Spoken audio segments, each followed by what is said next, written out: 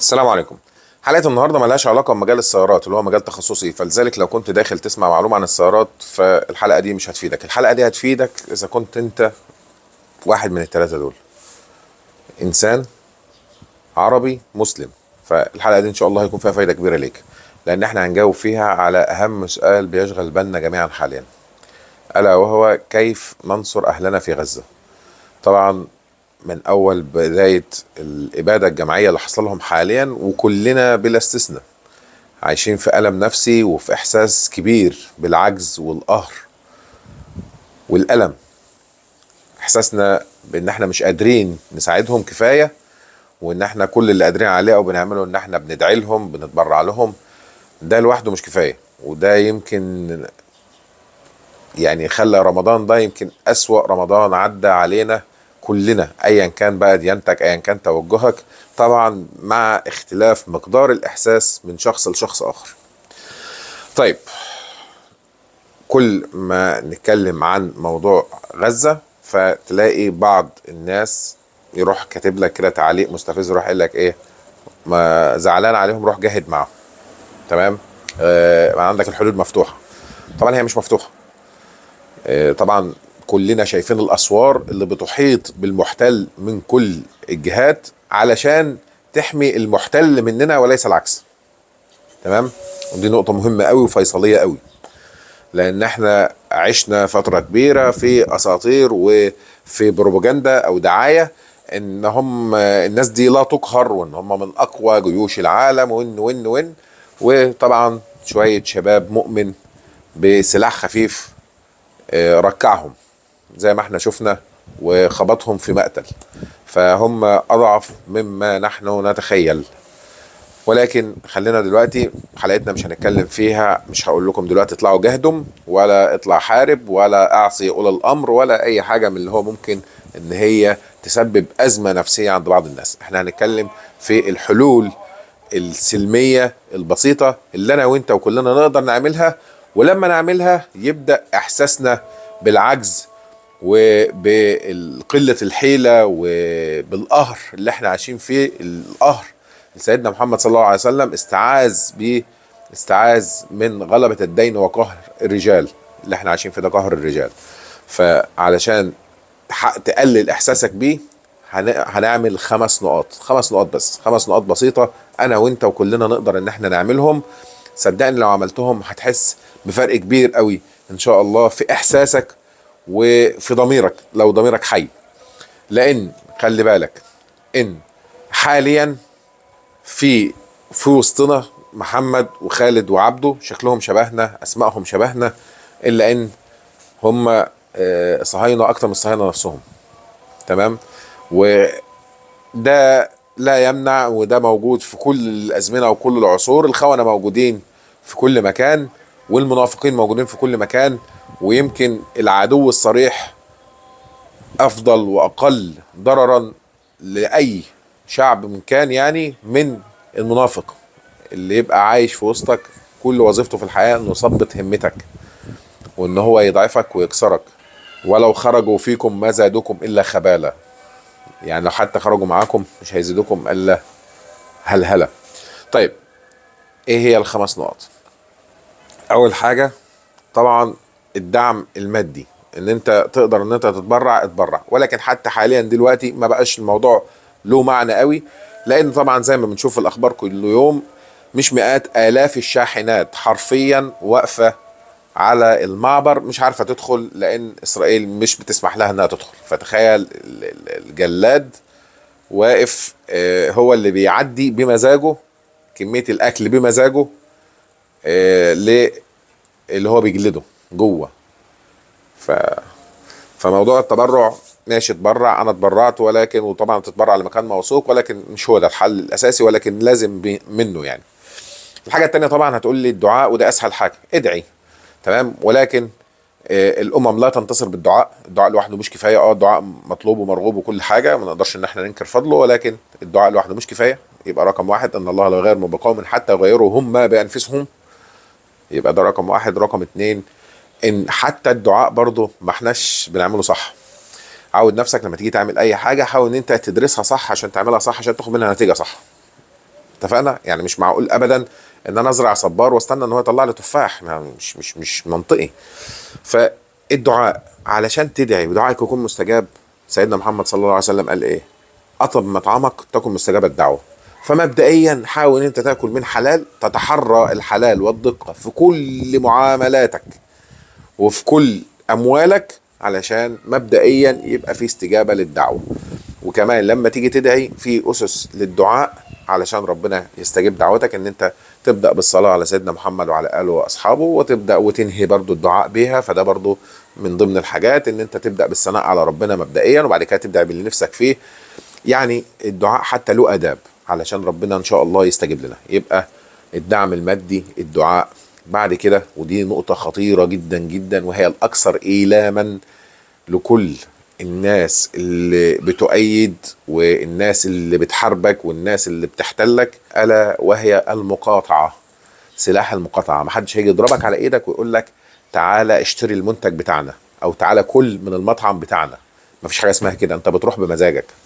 فمبدئيا أي مطاعم، محلات، مولات، ملابس، اي شيء تقدر تستغنى عنه، ركز قوي، تقدر تستغنى عنه، حياتك مش واقفة عليه، تقدر تستغنى عنه، لدول بتدعم الاحتلال، وقفوا. وده هيوجعهم. ومش توقفوا النهارده وترجع تاخده بكره، لا، وقفوا بقى على طول.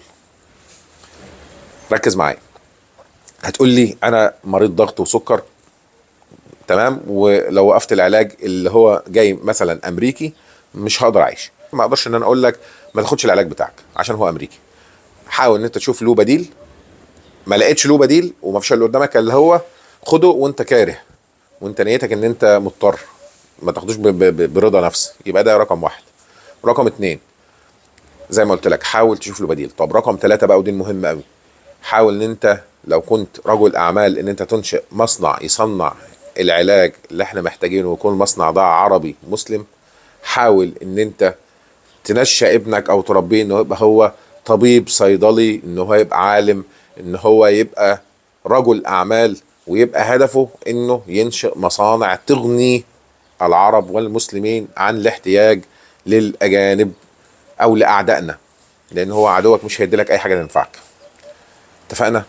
يبقى سلاح المقاطعه. سلاح المقاطعه ده سلاح خطير ومهم. الحاجات التفاهات اللي احنا كلنا نقدر نستغنى عنها ما تروح لهاش. لو ما جبتش اللبس من ماركة كذا مش هو ده اللي هيضيعك. لو ما اكلتش في مطعم كذا مش هو ده اللي هيموتك. عندك بدائل كتير جدا.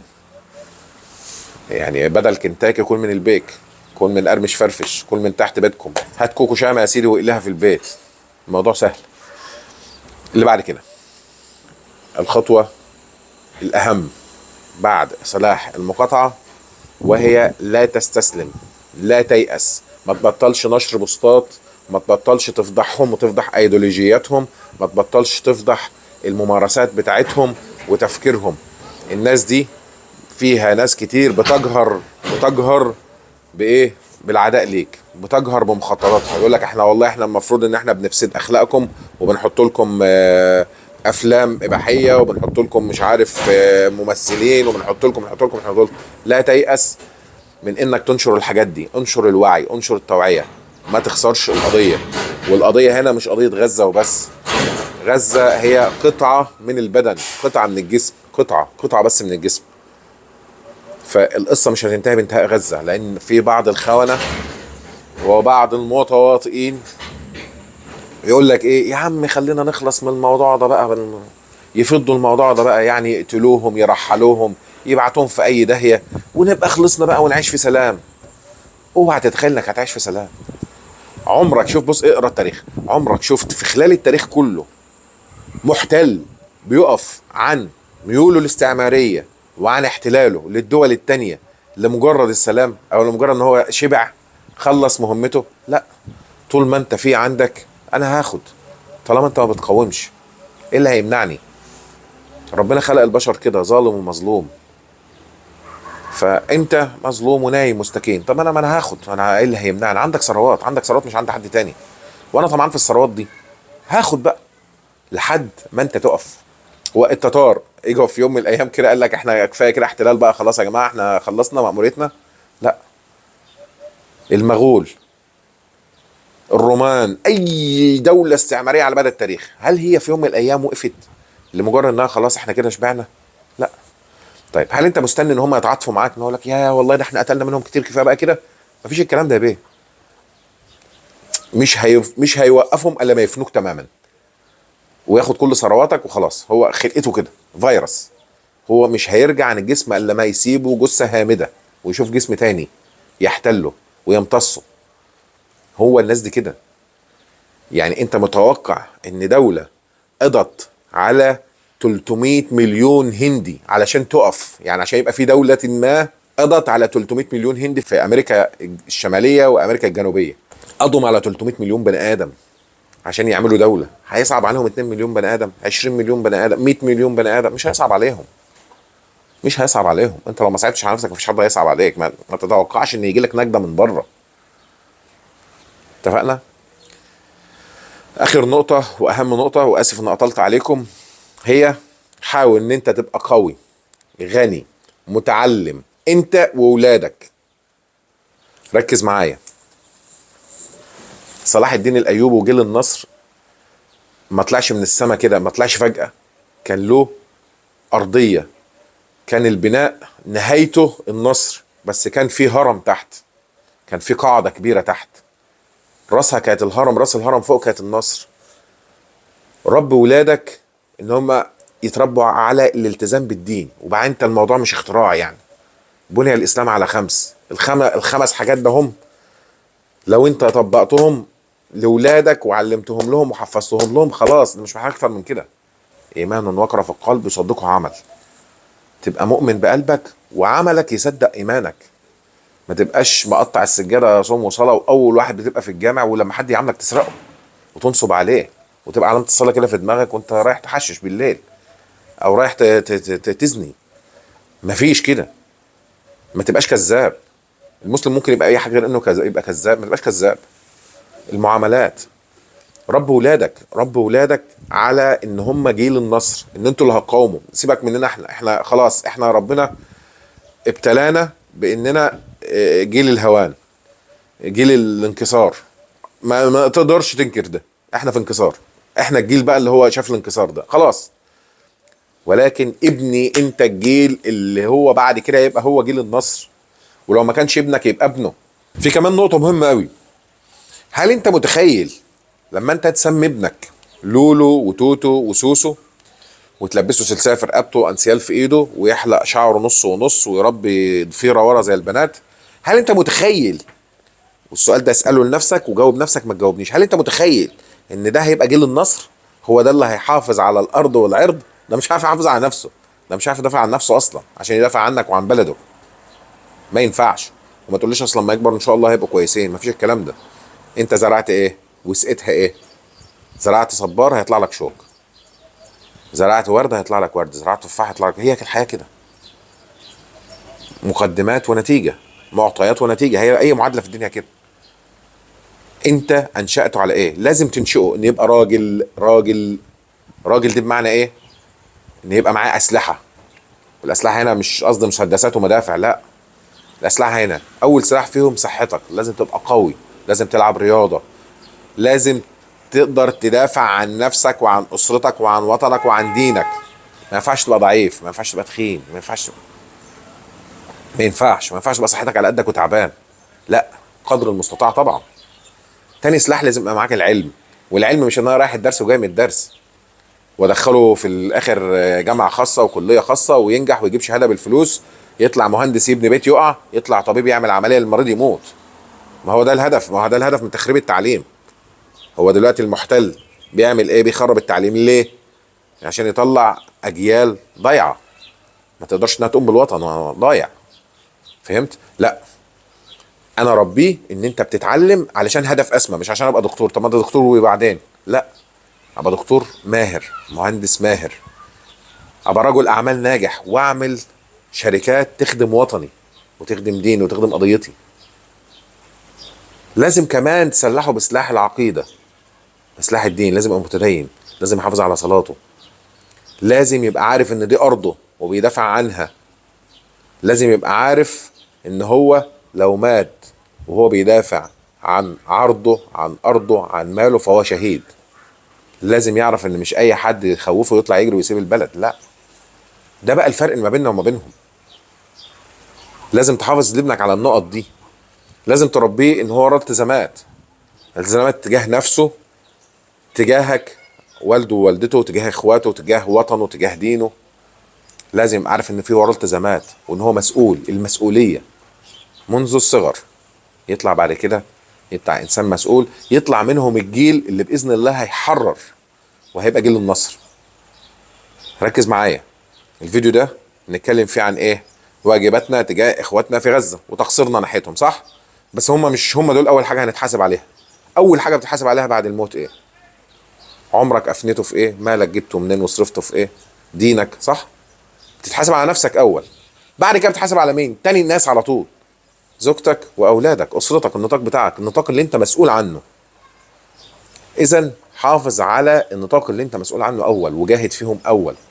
هتقول لي انا تعبت مع عيالي، انا مش عارف ايه، انا بقول له صلي ما بيصليش. لا، طب انا هقول لك على فكره، خدها من اخوك بقى، يعني خدها من اخوك بحب فعلا. يعني مؤخرا لجأت لفكره جميله جدا.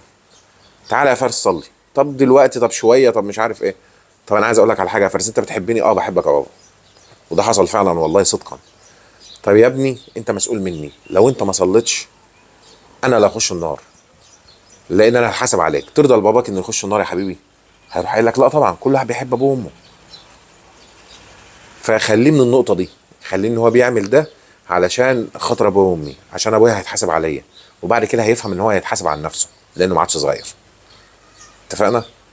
ما بقولكش اصطدم. انت هتقول لي اصل في مش عارف مين ظالم ومين قوي ومين كافر ومين ومين ومين. دلوقتي ما هو مش هيعيش طول العمر.